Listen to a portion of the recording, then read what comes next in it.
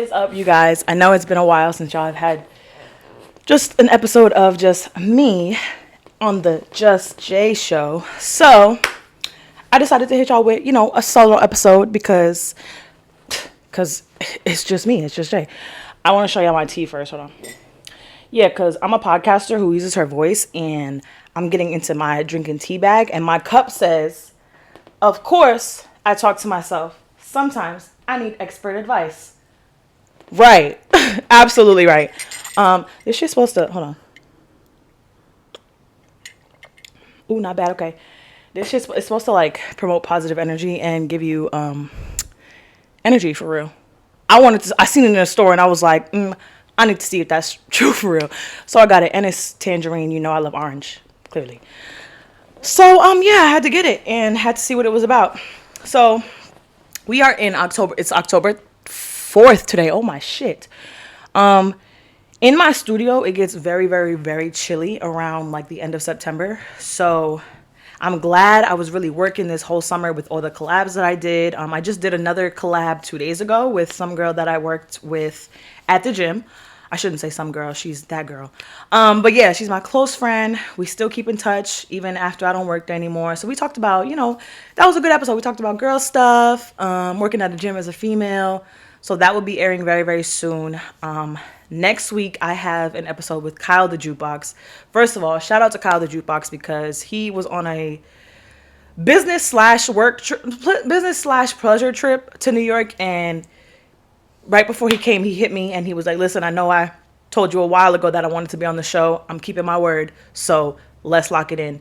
And his schedule was super jam-packed. So was mine. So we really, met up on the late night and got us a really good podcast episode that I just edited before I came down here to record. So I'm proud of that one. I liked it. I think it was really good conversation. I think he's a really, really, really, how do I say, unique creative. He's an interviewer. He does so many different things, wears so many different hats. And that conversation was really good because for me, I felt like I was so honored to have him on the show because I feel like when it comes to the interviewer standpoint, he is very, very good at what he does. And I think it was good to have him on the show because for me, to have another person who interviews people regularly and who knows how to answer, to ask the right questions and do all that shit. So he picked my brain a little bit, and I was fucking with it because, a lot of people, some people get on here and they have questions for me, and then some people don't. So it's pretty much just me talking, me asking questions all the time. So I like when people come on here and ask me questions because it's like, wow, like, and he has some good questions. So stay tuned for that. That's dropping next Friday on the 14th, I believe. Yes, I think it's the 14th.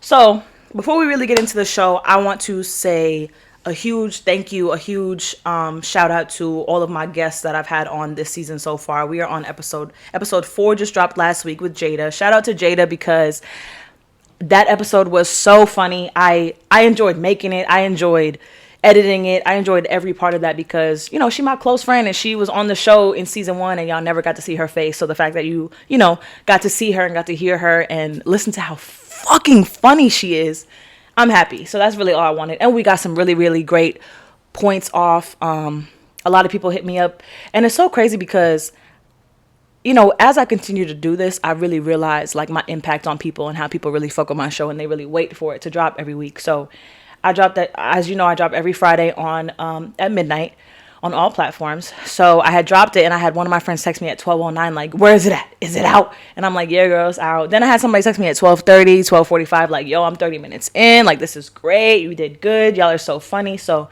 I got a lot of great feedback from that episode and I'm happy about it because that's one of my homegirls. So she always gonna be around.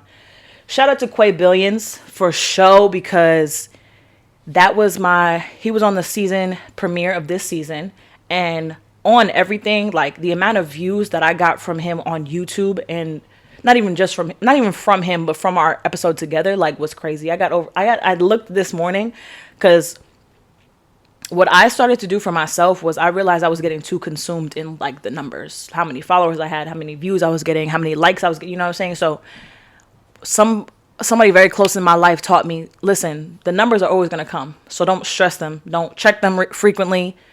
that's what's gonna fuck you up, and that's what's gonna make you feel like you're not doing enough and you're not doing the progress that you really are doing. So I stopped checking the numbers, and I had one of my friends, actually, I think it was yesterday, I think it might have been the day before yesterday, she sent me a video of my YouTube page, because she was on YouTube and my episodes was coming up, and she was like, wow, this is so cool, like your episodes are on my explore page on YouTube. And is there an explore page? I don't know. When you open the YouTube app and all the videos that's on the bottom, I'm gonna call that an explore page, because that's like what's popping up for you. I don't know. And she was like, this is so cool, like you're on YouTube, I love this. And the views showed in the video, so I was like, wow, like I did not know that episode got that many views. The episode with Jada got about, I think it was like between 42 and 44, I can't really remember, but that's super, super dope. I love that. The episode with Quay Billions got 102 views. Oh, I ain't never in my life got 102 views on any single one of my YouTube episodes that I've dropped. So that shit, like, I'm so grateful for him. I'm so grateful for that conversation. I'm so grateful he was so eager to be on it. I'm grateful. Like, and I know like 102 and 44 might not seem like a large number for some people, but to be honest, this is how I started to appreciate my numbers, right? Somebody said to me, they may not seem like a large number to you, but if 44 people came up to you and said that they liked your hair or they liked your business or whatever, you would be overwhelmed, because that's a lot of people. If 102 people came up to you and said that they liked what you was putting out, that's a lot of people. You would be overwhelmed. So I'm grateful for every view. I don't care if it's 6, I don't care if it's 17, because a lot of my episodes vary from 6, 17, 44, 100. Like, I'm grateful for everybody that watches, everybody that takes something from my show, everybody that tunes in, everything. So shout out to Quay Billion, shout out to Jada, shout out to Jomira, shout out to Za, who was on last season, shout out to Woe, who was on last season, shout out to Gwitty, who was on last season, and who put me on his intro to his album. Shout out to all of these amazing people who are in my corner. I'm so grateful for y'all. Y'all have made my show 10 times better with your perspective. So I'm grateful. I appreciate y'all. I appreciate everybody that listens. I appreciate everybody that, tunes into me. And, your girl be talking sometimes. With that being said, this Friday, which is, I think, October 7th, which is when this episode is going to drop, is going to be my 50th episode dropping ever. That's 50 episodes of me just talking for a multitude of hours, a large amount of minutes. And to make it to 50 episodes is really crazy, because don't call me white girl, Damona. I talk about her podcast all the time. I plug a lot of podcasts on this show. I plug a lot of artists. I plug a lot of things. If I'm plugging it, I fuck with it. So, and that's what you'll also see on the Kyle the Jukebox episode next week. He plugs a lot of people, and I made sure I put everybody's Instagram handle, all that. So there's gonna be a lot of people that he name drops and shouts out in that episode that I think is super, super dope. And I'm putting them all in there because I need the connection too, you feel me? But yeah, so I'm about to make 50 episodes. Damona just dropped her episode where they gave her a cake and stuff for her 50th episode. So it's like, that's so cool. And like, I think just the way that I do my podcast is super unique because I break it up into seasons. I don't really know a lot of people that do that. I don't really know any people that do that. And for me, that's the best way for me to manage my life and handle my business for real. Because honestly, outside of this podcast thing, like I said all the time, I am in school, I am full-time working. I do have a lot of other things outside of those two things as well. So breaking it up into seasons for me is the best way for me to really manage my work and, you know, just be able to stay on top of what I have to do and still do what I love to do. So the season thing for me, I think I'm never going to stop doing that. I know you see podcasters with like, they're on episode 250 or 139. No, I'm season 4, episode 3, season, like, you know what I'm saying? So that's really how I'm giving it up. I'm not really trying to be like these other podcasters anyway, but whatever. So yeah, I'm about to have 50 episodes out. Like, that's so crazy on all platforms. Spotify, I think I only have like 30 on Spotify though, because I think my first season is not on Spotify. It's on Apple Podcasts, unfortunately, but that's okay. And my first 2 seasons, I don't think, are on YouTube. So that's okay. Apple Podcasts got all the tea, every episode, every collab. My first, oh my God, I literally can remember. My first artist interview ever was with J. Dot. And it was literally in his bedroom at his crib. No visuals, just straight audio. So I wasn't really giving a fuck about what the fuck the background looked like. I was literally in his bedroom, like sitting on a little chair with bad niggas around. Like, cause I honestly didn't. It was supposed to be an interview with just him, but he had mad of his boys there who, help him with his music, help him with his life in general. So I was like, yeah, y'all all could talk. I don't give a fuck. A mic in the middle of the room. I'm sitting in the corner with my laptop. That was my first artist interview ever. And I wish, on God, I recorded that shit. I wish I got behind the scenes from that shit but I don't think at the time, I didn't think I was going to be like a visual podcaster. Like I really did not want to be on video for some reason, but neither here nor there. I wish I would have recorded the behind the scenes for that. I really do. That would have been super cool to look back on, but that was I think that was season 2. And it was literally around this time. I think we recorded that like October 10th or something. I don't remember, but it was definitely in October. And now look at me now. Like I didn't name like 4 artists already just from this season and last season alone. So and think about how many more I'm going to do. Like I have so many more people that I want to connect with and that want to connect with me. So child, it's going to be great. I'm excited. This podcast thing is really developed into something I never thought it was going to be. It really has developed into something that I love, something that I really, really take pride in, something that I really put a lot of time and effort into. So I hope I look cozy. I know I look cozy on this camera right now. I'm super cozy. It's a little chilly in here. Like I said, it gets super cold around this time, but I have some episodes that I recorded previously with, like I said, Kyle the Jukebox. I got Ariana. I think I have one more, but I don't know. See, I'm recording so much. I don't know, but I got some episodes to hold me over for the season. But when it comes to like around the winter time, it's really just when I record by myself, because I don't really want nobody to be fucking cold in here. Like, you know what I'm saying? But it's okay. We still got at least we got a studio, baby. I ain't tripping. But yeah. So we're gonna get into another segment of the show, okay? Because like I said, I'm getting more creative. I'm getting more in my bag. Also, what I will say, I have another announcement. So next Wednesday, which today is Wednesday, so 1 week from today, this is like my opportunities be presenting themselves to me like off on the whim, like on like some spontaneous shit. So I got this friend who I met at the Jay Critch concert. I don't know if I talked about her before, but there was this fire grown woman sitting across the room from me at the Jay Critch concert, and she was at the bar. Something told me, go up to this woman and talk to her and be her friend. Something told me. So I did it. Immediately, right out the bat, she was cool as fuck. Bought me a drink. We was chilling the whole night. We've been in communication since that. I think that was like last summer around that time. Yeah. So she's older. She's very talented, very creative. I'm going to have her on the show too, now that I think about it. But yeah. Gotta link up with her because she's very, that's a grown woman for you. But she's very like into supporting her people and supporting small businesses. So when I told her I had a podcast, she was all for it. She was like, yo, that's so dope. So she had posted this other podcast, I think it was yesterday, and they were looking for people to go on the show because they had a last minute cancellation. It's just one woman. Her name is Raya. She's mad cool. I've been talking to her back and forth all day today. So yeah, she had a last minute cancellation and was looking for somebody to fill the place. I took the opportunity and I was like, cause I have a whole podcast book, and I wrote down my goals that I wanted to really accomplish towards the end of this year or by the end of this year. And connecting with other podcasts was a main goal for me because I connect with other people. I connect with other creatives, but they don't have podcasts. They don't really even have the platforms that I have for real. So connecting with other podcasts is an amazing tool for me because they have a following. Their following could be put onto my following, and my following can be put onto theirs. And that's what she was saying in the messages that we was talking about this morning. She was like, listen, I like to network with other podcasters because it gives our audiences different things. And I totally agree. So we have a recording scheduled next week. I'm going to go to her studio. I'm going to get mad behind the scenes from that. I'm excited for that. That's going to be really, really good.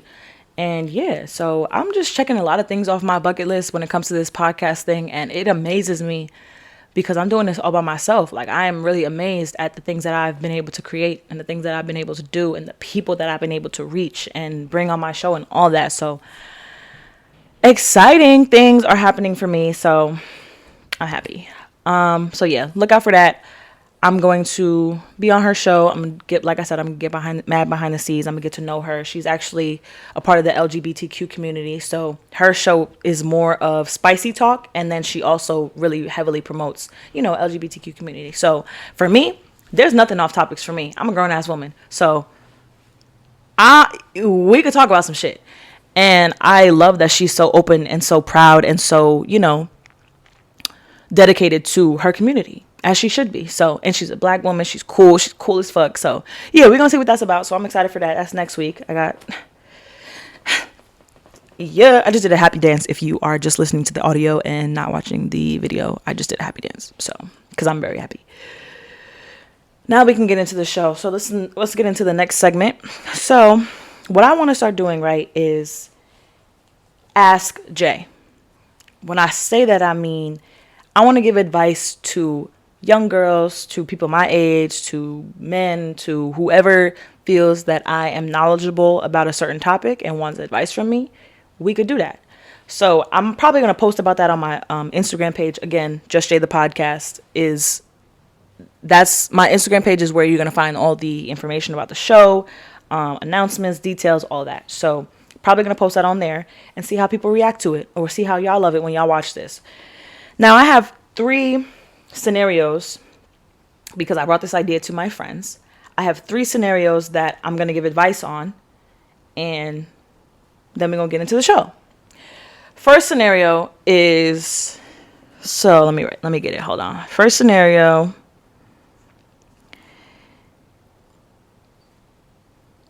advice to young women who are doing the work to heal themselves and be better, but also looking for love. First piece of advice, stop looking. Stop looking. Stop looking because, first of all, everything that's meant for you and everything that God or whoever you believe in or whatever your religious beliefs are, not my business, but I'm going to go with God for me. Whoever is meant to be in your life and whatever you're supposed to go through in your life will always make its way to you. Looking for love puts you in a lot of situations with the wrong people. And it can also potentially hurt you because you're looking for love in all the wrong places, for real, in all the wrong times. Stop looking, because I'm going to give you my personal experience. I've met people that are really, really, really important to my life and really, really important to my daily life when I wasn't looking for them. When I was really focused on some me shit and it was like, okay, I'm going to focus on me and I'm not really looking to meet nobody or do nothing like that. I'm just on me. When you on that path of self-love and just loving yourself and pouring into yourself, that energy that you produce in your body and that you surround yourself with when you start to focus on yourself attracts other people. You walk into a room, other people feel your energy and it draws them to you. So realistically, you don't got to look for nothing. All that, I'm a homebody. How am I ever going to find the love of my life? Baby, you will find him. I don't give a fuck if it is your Amazon Prime driver. You will find him. Like, for real. Like, everything that's meant for you is going to be found by you. So, you know what I'm saying? And personally, I feel like as women, we should never look for love, because that's when it often tends to fail. So my advice to you would be, keep working on yourself. I think another thing that women don't understand or don't appreciate is the time that they spend being single. I was one of those women. I've been single. It's 3 years now. We're in the 3rd year. And in the first 2 years, I was like, damn, like, am I not meant to be loved? Like, is that not what is called for me for real? Because I've been single for mad long. I'm going through all these failed talking stages with all these bum ass niggas. And it's just like, what's up? Truthfully, what I learned later was that love just wasn't what I was supposed to be focusing on at that point in my life. So I had to be single. And I think being single is probably the best time in a woman's life, because you don't got to worry about nobody else. You don't got to worry about how nobody else feels. It's all about you. So that time that you spend single, I don't care if you break up with your man or whatever, anybody that leaves your life is meant to. If it's meant to be, it'll come back. Y'all will rekindle. But if not, anything that leaves your life is meant to. Because that shit has to go for you to receive your blessings. You got to make room for all the negative shit and clear out all the old clutter to get what you really deserve out of life. So heartbreaks and, all that shit is really a blessing in disguise. But we can never really look at it like that when we in the moment because it's so heartbreaking. But truthfully, stop looking. Wait for that shit to find you. When you do all that love that you're looking for, you need to be pouring into yourself. That's how I feel. Because I done met some of the greatest people when I wasn't looking for them. And I just let, God and the universe do what it do.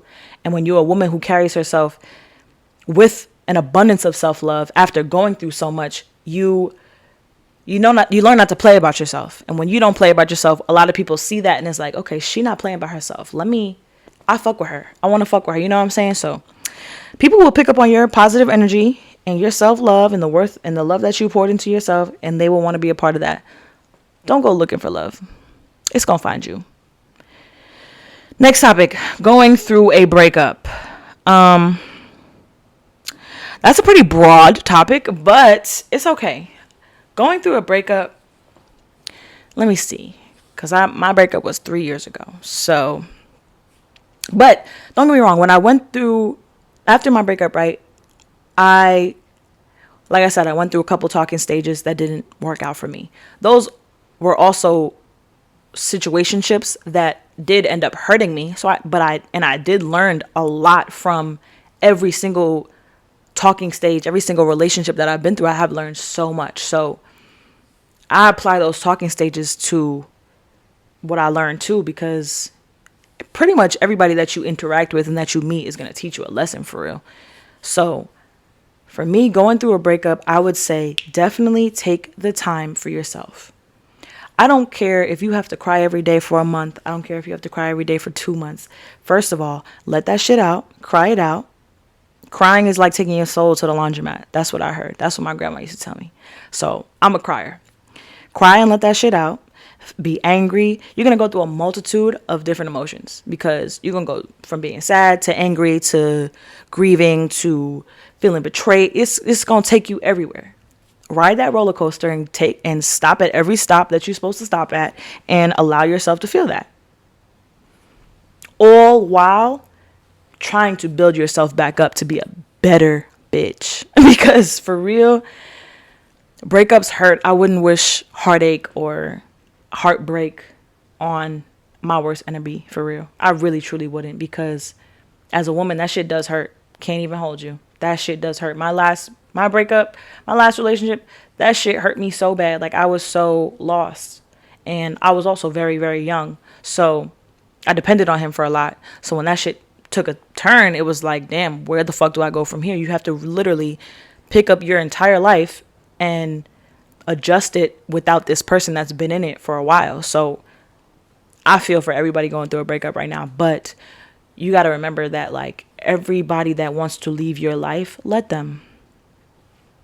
Because don't get me wrong, everything that I'm saying took me so long to learn, but everything that you lose or that you feel like you lose is only to be replaced with something better.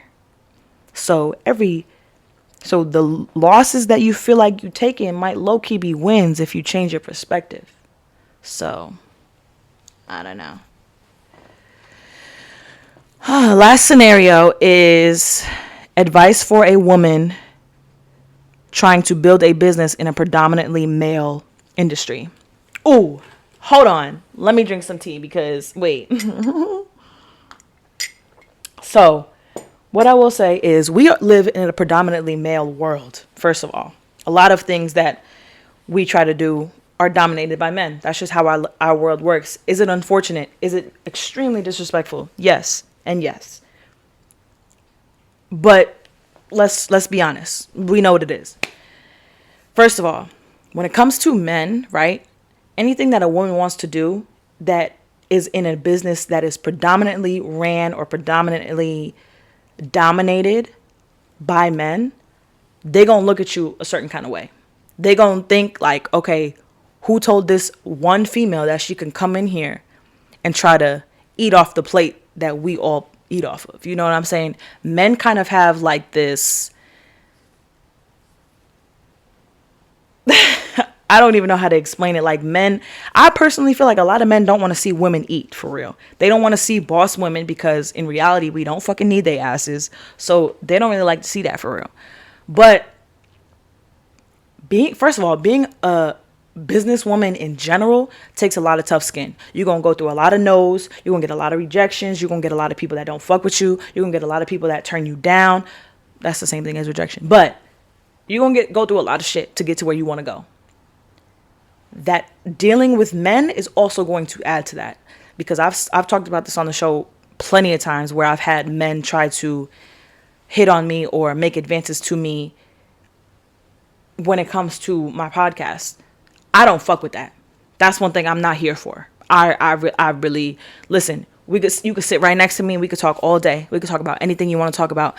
This is my business. This is how I express myself. This is how I connect to other people. This really is going to be, this podcast is going to be really, it's going to really do major things in life. Don't listen. Don't sleep on that. For real. So when it comes to a man coming on my platform and coming into my space to do what I do, and you try to hit on me or make an advance on me, first of all, it's going to piss me off. Because first of all, if I go to you for business and I say, yo, let's collab, let's make an episode, let's be on the podcast, let's do this. Nowhere in that does that say you have the right to flirt with me or hit on me. Nowhere. Okay, I'm going to just put that out there. I don't get down like that. I don't enjoy being hit on by men that I don't feel the same way about. You know what I'm saying? Especially if we are in this podcast studio, baby, it's business. Yes, we could laugh, joke, we could do whatever. But baby, this is my business. Don't play with me like that. So as a woman, you got to be aware and understand that there's going to be men that try to use your business as a way to get to you. Okay? I ain't with it. And I'm one of the women that's women. I'm one of those women that's going to always tell you that I ain't with it. I ain't the one to play with like that. None of that. Because I got a crazy mouth. And I will really hurt your feelings when it comes to the shit that I fuck with and the shit that I believe in. And this podcast happens to be very, very close to the top of the list. So, yeah, as a woman, you're going to have to deal with that. And them not really trying to make no room for you, for real. Truthfully, as a woman in general, who's trying to start a business and do what the fuck she want to do, man, fuck them niggas. Who cares what they got to say? None of that. Who cares? And if any of them make you feel uncomfortable, you make them stand on that shit. That's how I live my life. Point blank, period. What? I had a guest on my show, I think it was season 3. And in the episode that I'm recording with this particular person, you could tell that my energy is off. From jump. From the moment I pressed that fucking record button. Because he had tried to hit on me before that. And I'm a businesswoman. I'm always finish what the fuck I came here to do. But that shit threw me off. And that shit fucks with me because I don't respect that. Because I feel like as a man, it's so easy for a man to make a woman feel uncomfortable. Everything that comes out of your mouth and everything that you do when it comes to women and women being around you and women being involved, you need to be mindful of. Because the slightest tone or the slightest inappropriate comment could have a woman looking at you like, nigga, I'm uncomfortable. I don't like that. That's why when I have my sons later on in life, I'm going to make sure that that shit is known. As a man, be mindful of everything that you say and everything that you do around women. I don't give a fuck about it. You're not about to make me feel uncomfortable. So, like I said, I'm one of those women that's going to tell you about yourself. Yo, this is my business. First of all, y'all know that meme where it was like the guy's trying to hit on the girl or whatever, and she's like, I didn't give you no indication that I liked you, not one time. That's exactly how I feel every time it happens, because I never said that. Like, it'd be the audacity that men have for me. Listen, that's neither here nor there, but yeah, listen. And also, for me, this is my life. This may not be for everybody, every businesswoman trying to start something. I got a lot of haters that are men rather than women, which is very weird, very sassy, very not it, but it is what it is. Because a lot of men don't like boss women. A lot of men don't like when a woman comes and is going to tell you about yourself when she feels uncomfortable and when she don't feel like you got her best interest at heart. Baby, that's what? Any man, first of all, this is probably not the best thing to say to y'all. This is probably not the best advice, but listen, I'm going to just be real. My rule for myself is when a man makes me uncomfortable, right? I'm going to make you stand on that shit. So however you made me feel uncomfortable, now I'm about to flip it on you, and I'm either going to violate the fuck out of you. Yeah, there's no really option. I'm probably going to violate the fuck out of you and make you hella uncomfortable to be around me so that you know how that shit feels. I like flipping the script on men a lot. Because I just feel like, bro, if I was a man, let me tell you, I would be super respectful. I would be super mindful of how I make women feel in general because I came from a woman. I would be super on top of my shit when it comes to how I make women feel. That's just me. Take it or leave it. Y'all don't gotta be like me. I ain't a nigga. I'm a female for a reason because that shit won't work for me. But I'm just saying. But yeah, that's my advice column. That's my advice segment for this episode. Now we're going to get into the real shit. So let me tell you about my life, right? So first of all, I'm walking into a really, really peaceful time of my life for real. I really feel like. Because as a podcaster, there's a lot of things that, you want to shed light on. There's a lot of things that you need to shed light on. And there's a lot of things that you are allowed to keep to yourself, right? One of those things that I decide to keep to myself is my personal life. That is, well, it depends. That is my family. That is my love life. All of that. I share what I want to share. I share what I feel like I need to share. But for me, when you're somebody that, when you're somebody that gets on a microphone every week and talks mad shit and just tells people about her life and explains her experiences, you kind of are held to a certain standard to where you've taken on that job. And I personally feel like that's one of my callings in life is to use this podcast and milk it for as long as I can to get as many points across and to express as many opinions that I have. So that's my duty for real right now, to share my experiences, share the lessons I learned to help other people, because I do have a lot of people that listen to me. I got over 300 followers on Instagram. That's, like I said, the numbers might not seem like a lot to you, but to me, that's, imagine 300 people come up to you, say, yo, your podcast is dope, I'ma follow you. And they do it. Like, that's a lot of people. That's a lot of people that my fucking posts reach every time I post something. That's a lot of people. And I'm not going to sleep on myself and act like it's not. So I have adopted a certain level of responsibility at this point in the game, 5 seasons in, 50 episodes in, that I got to share my shit. And I got to really share what I learned. And, because honestly, from season 1 to season 5 right now, I have learned so much. Like, there's probably so many of my perspectives from season 1 that have changed from till now.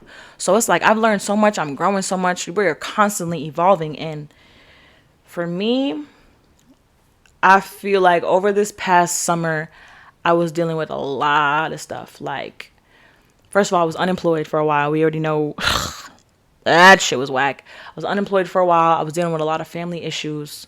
Couldn't really find my footing in life. Just shit was not going my way. And I feel like, as the summer started to end and, fall starts, well, I don't know, what season are we in? The fall? Yeah. As fall starts to come, like, I feel like I'm really walking in a peaceful time in my life. And I'm so grateful. I'm so grateful because it took me a lot to get here. And, ooh, am I getting choked up? No, bitch, you not. You a real one, period. But, it took me a long time to get here, and I went through a lot of shit. And I think that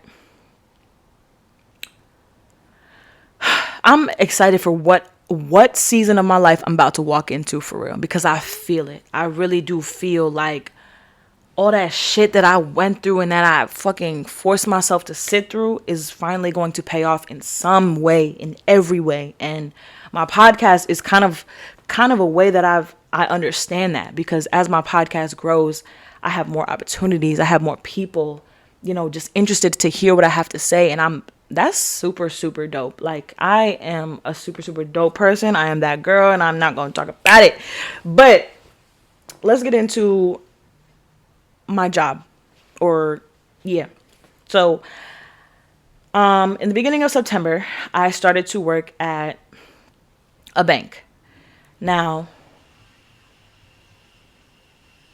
I think for me, to be honest, like I said, I was going through a lot during the summer. So for me, like, I was applying to jobs left and right. I didn't really care what the fuck I got, for real. I didn't care who called me back. I was taking it. So when the bank called me back, that was one of the first places that called me back, and I was immediately on it. Because I was like, hell yeah, like, let me get that bread, whatever. And I'm not a stupid girl. I'm smart as shit. So it was like, whatever. It's not going to be nothing to me. Started working there, and immediately I was like, no, I'm not going to lie. First week, I was like, yeah, I could do this. It's a lot to learn. First of all, this is where I fucked up. I like to do a lot of research, and I like to weigh my options on every single thing that I'm about to do in my life. That was one of the things that I really didn't do much research on. But it was because I had been in the crib for so long, and it was my first opportunity, my first breakthrough, and it just is what it is. I took it.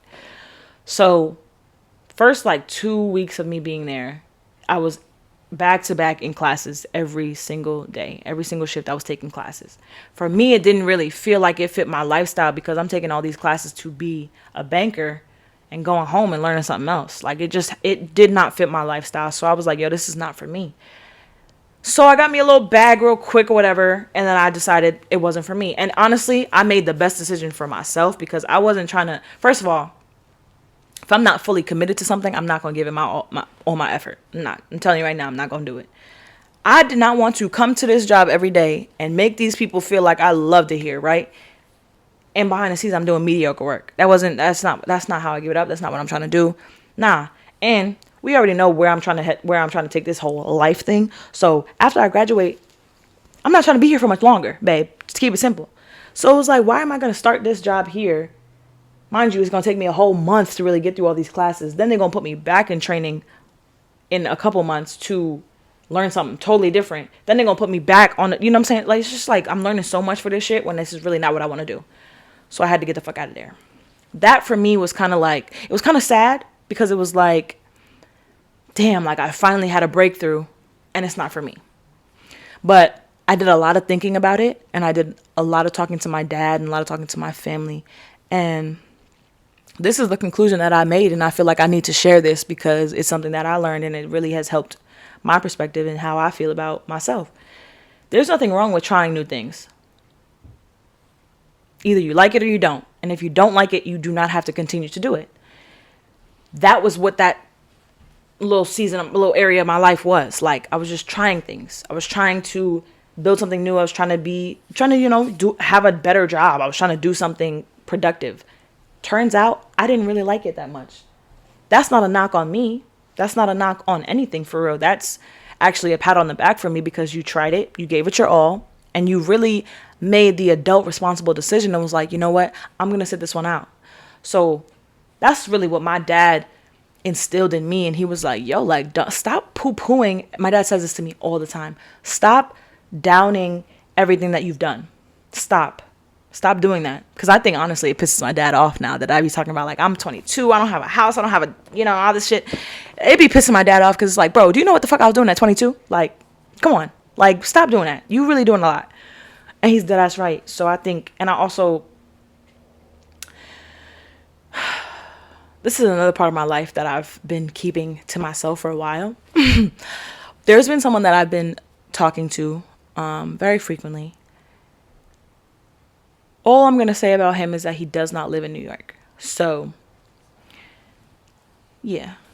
But I actually can't wait to, like, really open up about him, because, like, it will make so much more sense, and, like, that whole situation could really be beneficial to teach somebody else. But again,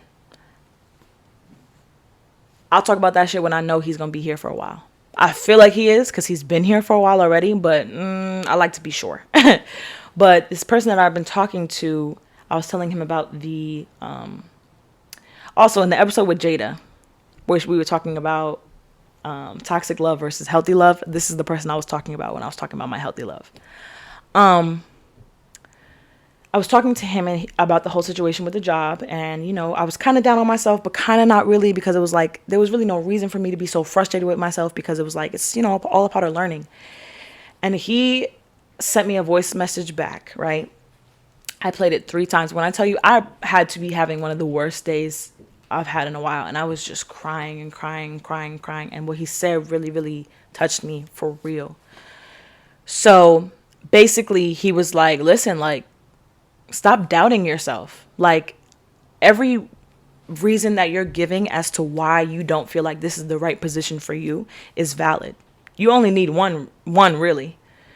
And he was just like, you do a lot. You go to school, you got a whole business, you do a lot.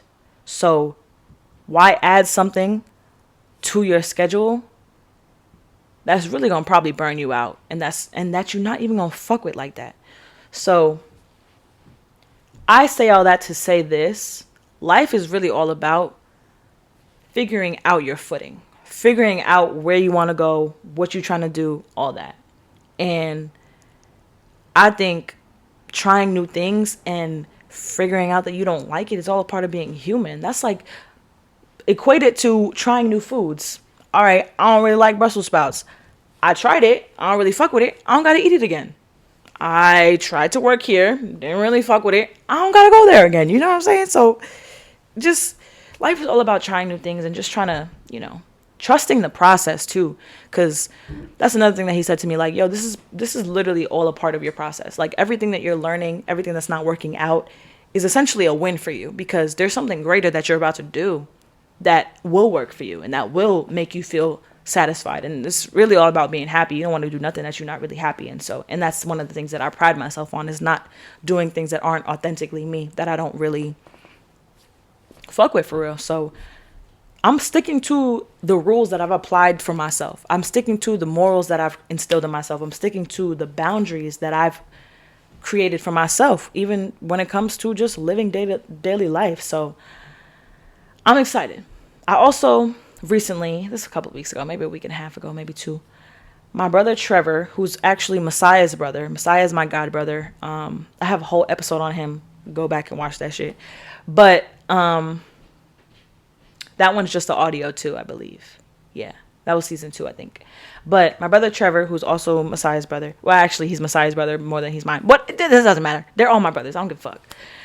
Trevor Jackson, he is super smart. Another creative, another podcast host, another just dope ass man.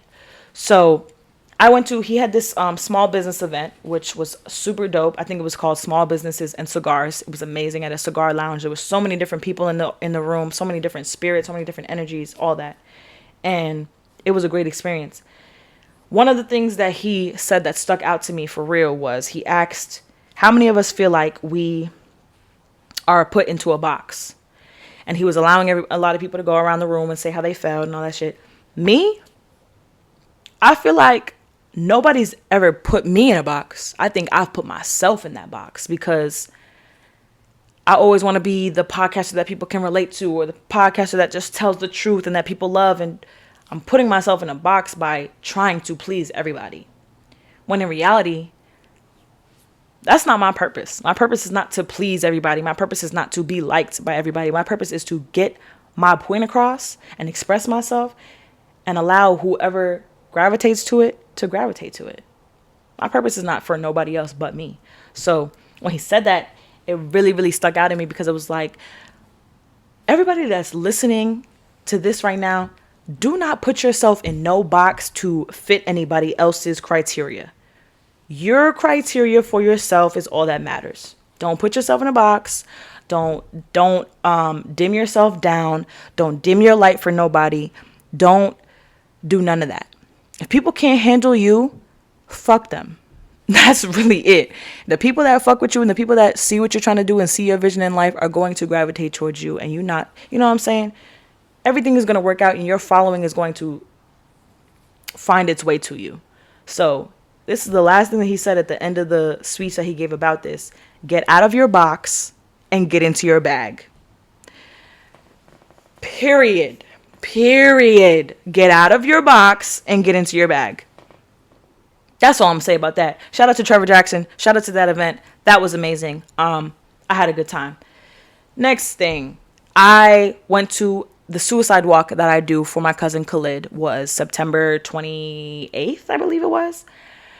Me and my mom do that every year since Khalid has passed away. It's a walk to spread awareness for suicide. Pretty much what you do is it's at this beautiful beach, and me and my mom do it. And my mom's my mom's company that she works for really like kind of started this for us, and they've allowed us to like fundraise and do all that shit.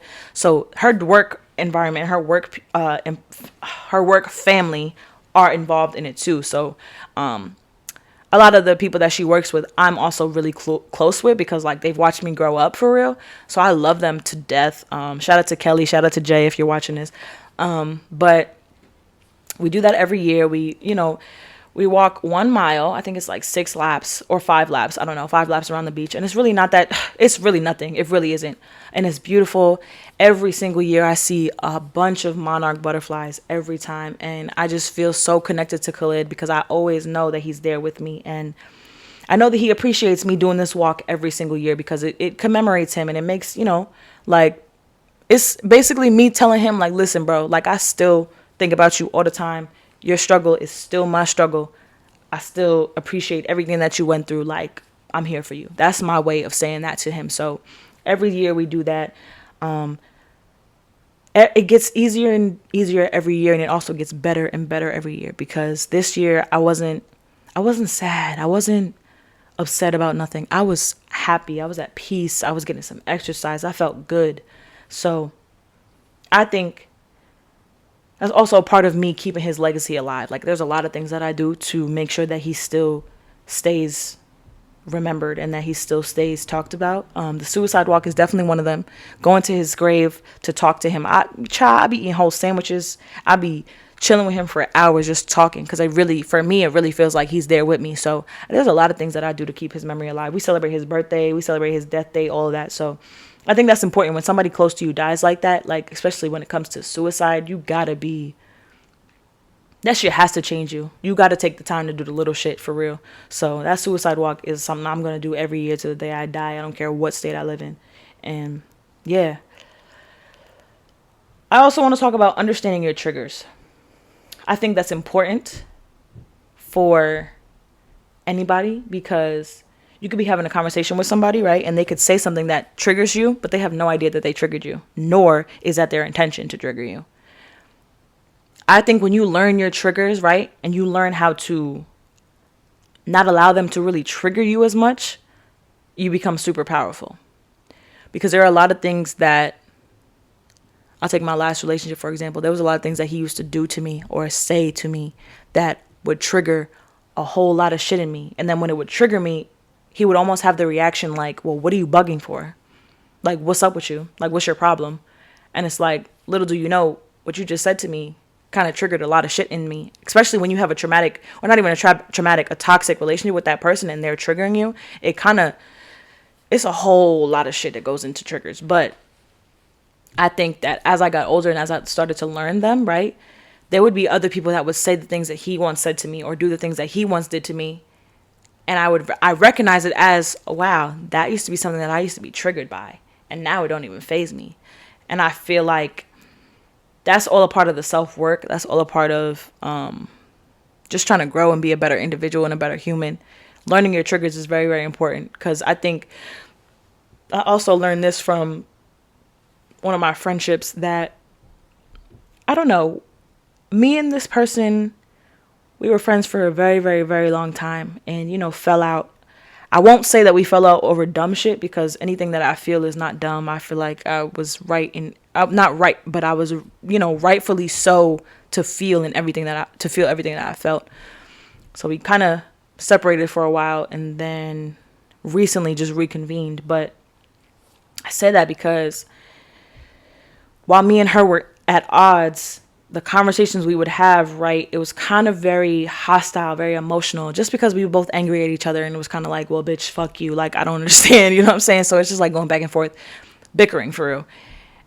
And the things she would say to me during that time period, I know she didn't intentionally mean any ill intent, but the shit would trigger me. Honestly, you know when you are triggered by something and you realize that it's because you're triggered by so many other things that are tied to that, or there's so many other things that are on your spirit that you feel, and this one trigger sets that all ablaze. So it's just like every problem, you know what I'm saying? So I definitely noticed myself doing that a lot when we were at odds, which is only a few months ago, around the summertime, or beginning of summer, to be honest.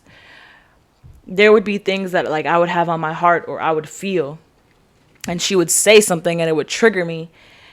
It would trigger me in that moment, and it would trigger all the other things that I was hiding or that I had in the back of my mind, for real. So understanding your triggers and working on them, write them shits down. Write your triggers down. Even if you don't really know what your triggers are, well, that's actually a hard thing that I just blew my own mind just now. Sometimes we really don't know what our triggers are until we are triggered. And that's okay. But as soon as you recognize that trigger, write that shit down, evaluate it. Why did that trigger me? Why do I feel this type of way off of this person just saying one thing to me, or make it, you know what I'm saying? What was the reason that I was triggered by that? So, but that's also a really good point that I just made. Like, a lot of people don't really know what triggers them. Because honestly, there are a lot of, I know some of my triggers, but there are a lot of triggers that I can't really pinpoint until they are triggered. So, boom. Next thing I want to talk about, Pnb Rock. I've been avoiding talking about this because I just didn't really have it in me, or didn't really want to. But next week on the Kyle the Jukebox episode, we do talk about it a little bit briefly, and I just want to give my opinion and, you know, share what I want to say about that topic before y'all listen to that episode next week. First of all, I'm gonna talk about how it affected me. I've been doing this 30-day challenge that I talked about, and I don't know if I talked about that with the Jada episode, or I definitely talked about it in next week's episode with Kyle. But this 30-day challenge is pretty much me just strictly focusing on my self-discipline and trying to improve my daily habits every single day. So I write down how I feel every day. I write what I've learned for the day, all of that. I'm on day 22 right now. That challenge has been super, super helpful for me, because I think every day we don't really realize all the negative things that we do that could be improved. So that's really why I wanted to do it. First, day one I was focusing on social media's impact on me, because I had realized I was heavy on social media and it was fucking with me. Like, the shit that I would see would be like negative, and it'd be like, it ruined my whole fucking day. Day one of that, when I'm trying to, you know, analyze how social media affects me, I hear that Pnb was allegedly shot. Immediately I was like, oh hell nah, ain't day one of my challenge is not about to be like this. Didn't go on social media for the rest of the day, because I was like, nah, that's crazy. That night I had went back on social media, and it was confirmed that it was him and that he died. Let me tell y'all something about Pnb Rock. I started listening to him when I was 17 years old. There are so many songs of his that I can play that will take me back to that exact moment that I first heard them. His music is so different. His music is so emotional. His music is so happy. His music can make you feel so many different things. And I think through his music, he really showed his heart. He really showed how much of a great person he was. And truthfully, I am a fan, like, die hard. Like, I have loved Pnb Rock since the first song that I ever heard of his. And I was 17 years old. So his music, you got to understand, like, when these musicians, they begin to have an impact on their fans when they really making music and they really talking about shit. Like, he really helped me through a lot of different stages of my life, and he didn't even know. But that was a part of his creativity and his craft. So seeing them do him how they did him, first of all, the video of him laying out bleeding all over the floor when they shot him is disgusting. I feel so many different ways about that, because he just had a daughter. She like 2 years old right now. Truthfully, I understand wanting to record things so that there's evidence and you could see. I understand that. But that man pretty much bled out by himself. Like, everybody around him screaming. Nobody really, like, in his face, like, yo, stay with me. It's just none of that. And I think the video is so heartbreaking for real, because you could really see him trying to move his body to stay alert. And that shit was really, really sad for me. Like, first of all, they just had a baby. That baby is so beautiful. She gonna grow up without her father, number one. And number two, she gonna get to a certain age where social media is acceptable for her, and she gonna have to see how her daddy died. Like, that's evil, that's sick, that's twisted, that's so wrong. I feel so many different ways about that shit. Not only because of the impact his music has had on me, but because I was a little girl with a father too at one point in my life. Like, actually, well, I still am a girl with a father, but come on now, like, nobody wants to grow up and see that shit about their dad, who's an amazing person, just because niggas couldn't control their greed. Like, first of all, you robbing him in a chicken spot. That's crazy. His girlfriend's sitting right here. You about to scare her to death for life.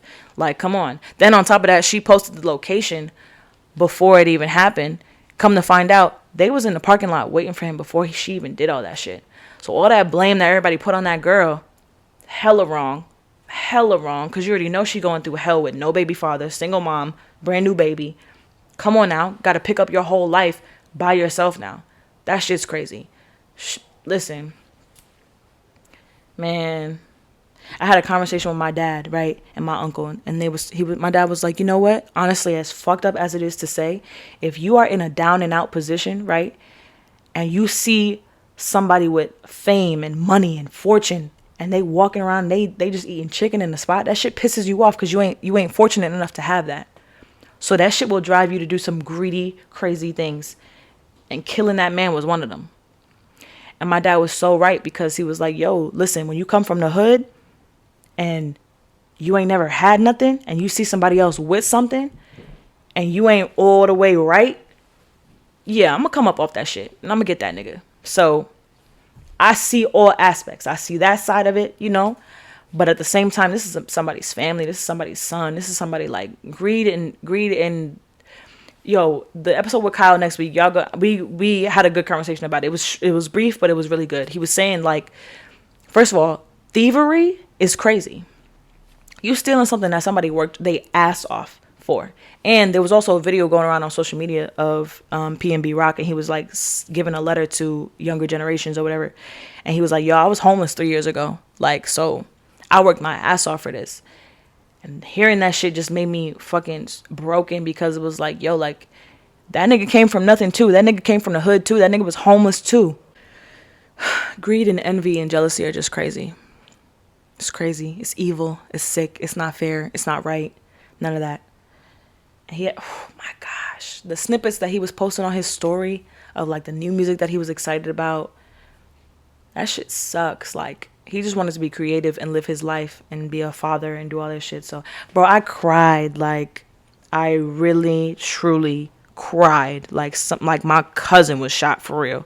Like, I cried with Pop Smoke. I cried with Nipsey Hussle. Like, these are amazing men that could have done great. Hold on. They already did great shit, but they was about to do even more greater things. And it just sucks that, like, he was only 30, bro. I can't talk about this for too long because it's going to make me emotional. But, yeah, rest in peace to Pnb Rock. I'm sending so many prayers, so much love to his family, to his girl, to his daughter, all of that. But, man, stay dangerous, stay safe out here, especially in LA. Especially in LA. LA, they don't give a fuck out there. They really don't. So, yeah, that's all I have to say. I feel like I had one more thing to say, but I don't know what it is. But doesn't matter.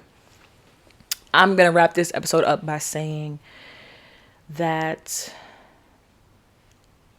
moral of this episode is, okay, trust your process. No matter where it goes, no matter what you may be going through, trust your process, okay? Everything is a stepping stone in your journey. Nothing is going to happen to you for no reason. Try new things, and if you don't like it, fuck it. And if you do, master it. Develop a routine.